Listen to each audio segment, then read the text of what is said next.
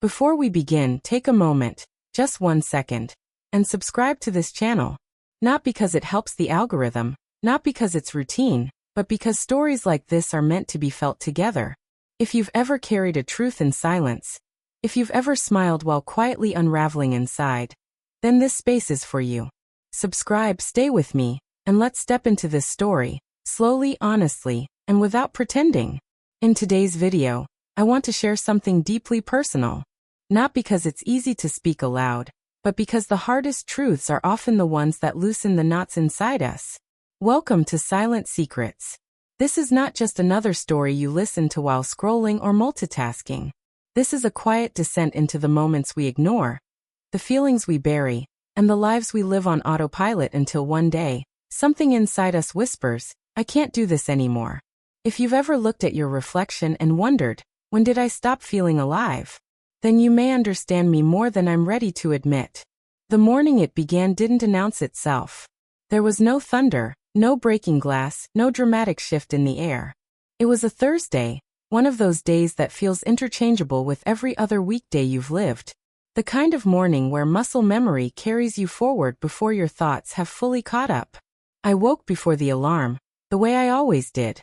The house was quiet except for the low hum of the refrigerator, and the distant sound of traffic waking up somewhere beyond our street. I shuffled into the kitchen, poured coffee into the same mug I'd used for years, and leaned against the counter while the caffeine tried, and failed, to reach something inside me. Sunlight slipped through the blinds in thin, golden lines, landing across my face as I stood in front of the bathroom mirror.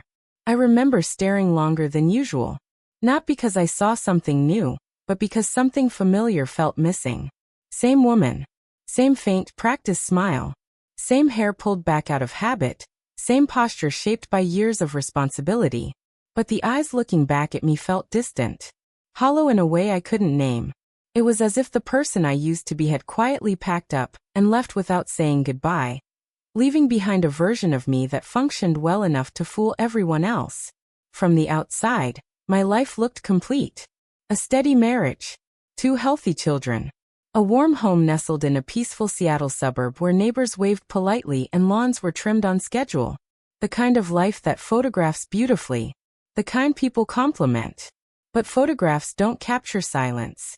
They don't show what dissolves slowly in the spaces no one else enters. My name is Olivia Porter. And for a long time, I believed I had done everything right. I believed in balance. In showing up. In being dependable.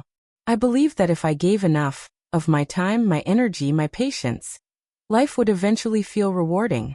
I believed exhaustion was a temporary phase, not a permanent state. My husband Ethan was and still is a good man. Dependable. Predictable. The kind of man who fixes problems before they become emergencies. He paid bills early. Washed the car every Sunday. Planned for retirement before we were 40. He loved order and structure. And for a long time, I mistook that stability for fulfillment. We didn't have a dramatic love story. Ours was steady, sensible, built on shared values and mutual respect. And for years, that was enough. But love has seasons. And when you stay too long in one without realizing it's changed, something inside you begins to wither quietly. After 12 years of marriage, what we had wasn't a flame anymore. It was an ember.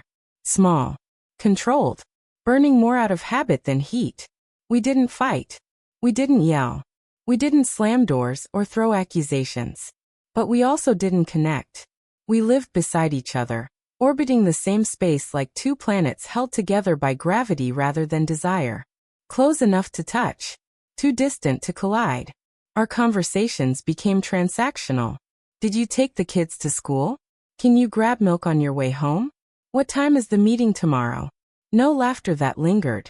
No silences that felt meaningful. Just the quiet efficiency of 2 people managing a life rather than living one. At night, I would lie awake beside him, listening to his steady breathing fill the darkness. And I would wonder, does he feel this too? That dull ache of being together, yet profoundly alone. I never asked. Maybe I was afraid of the answer. Or maybe I already knew it. Because silence can be louder than any argument. And sometimes the quietest moments scream the most. It happened on a Monday.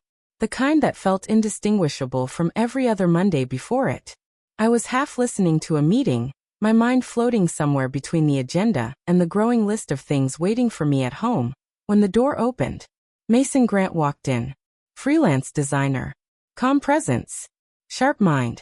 The kind of man who didn't fill silence just to avoid it. His energy didn't demand attention, it invited it. When he joined our team, I didn't think much of it at first.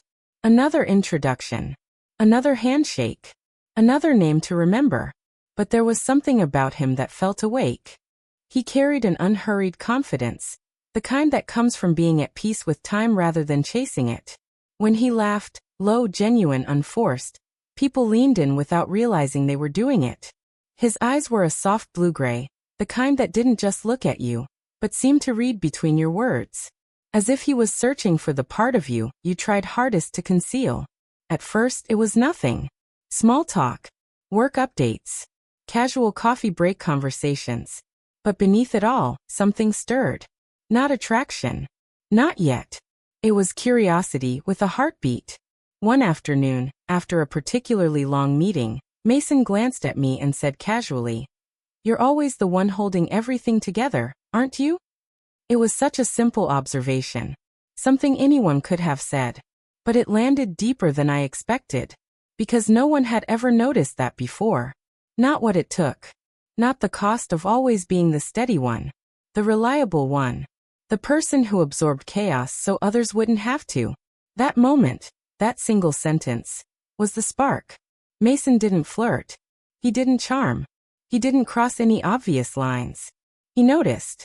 He noticed the way I tucked my hair behind my ear when I was nervous. The songs I hummed when I thought no one could hear me. The way my voice softened when I was pretending everything was fine. He asked questions no one had asked me in years. Not how are you? But are you happy? Not what do you do for fun? But what used to make you feel alive? He wanted to know the books I once loved but hadn't touched in a decade. The music that made me cry on long drives home. The dreams I shelved because they weren't practical enough to survive adulthood. For the first time in a very long time, someone wasn't listening to respond. They were listening to understand. And that was dangerous. At first, I told myself it was harmless. Just conversation. Just connection. Just two people being human in a world that doesn't leave much room for that. But when you've been starving for oxygen, even a single breath feels like salvation. Every conversation left me lighter. Every laugh echoed longer than it should have. Every time Mason said my name, it felt like he was reminding me that I still existed beyond my roles. At home, Ethan grew quieter. More distant. His attention consumed by screens, emails, obligations that glowed brighter than the space between us. Our house functioned perfectly, but it didn't feel alive. And in the silence of our kitchen, a realization settled heavily in my chest. The opposite of love isn't hate. It's indifference. That night, after the kids were asleep, I tried to bridge the gap. "Ethan," I said softly, "do you ever feel like we're just existing?" He looked up from his laptop, confusion creasing his forehead. "What do you mean?" I hesitated. "I don't know. I just feel tired." He smiled politely, the kind of smile that avoids depth. "We're all tired, Liv. That's just life." He kissed my forehead and went back to typing. That was it. No questions. No curiosity. Just the comfortable assumption that everything was fine, because nothing was visibly broken. But something was broken. It was me. The next morning, exhaustion clung to me like a second skin as I dragged myself into the office. When I reached my desk, I stopped. There was a cup of coffee waiting. My favorite. Black, with just a hint of vanilla. Mason stood nearby, smiling gently. "You look like you could use this," he said. I wanted to tell him not to be kind. Because kindness, when you've been deprived of it, doesn't feel gentle. It feels like temptation. But instead I smiled back. "You have no idea," I said quietly. It wasn't flirtation. It was recognition. Two tired souls acknowledging each other in a world that demanded they keep pretending. From that moment on, something inside me shifted. I started watching the clock, counting down to meetings, conversations, small escapes from the grayness of routine. I told myself it was innocent. But once you start needing someone else to feel alive, you've already begun to lose yourself. It started the way these things always do. Small. A shared joke during a meeting. A message that began about work and drifted somewhere unspoken. Each moment harmless on its own. Together, they wove something invisible but strong. When Mason looked at me, I wasn't a wife. I wasn't a mother. I wasn't an employee. I was me. And that feeling, that intoxicating recognition, became something I craved. One late evening, the office was empty. We stayed behind finishing a presentation. The air conditioner hummed quietly as he leaned in to point at my screen. His breath brushed my neck. Just for a second. But it was enough. My pulse quickened. The air changed. Time stretched thin. Then he stepped back. "Sorry," he murmured. "It's okay," I whispered, though my voice betrayed me. And in that moment, I understood how fragile control becomes when loneliness lingers too long. Because sometimes the most dangerous thing isn't what's said. It's what's felt, but never spoken. And that's how it begins.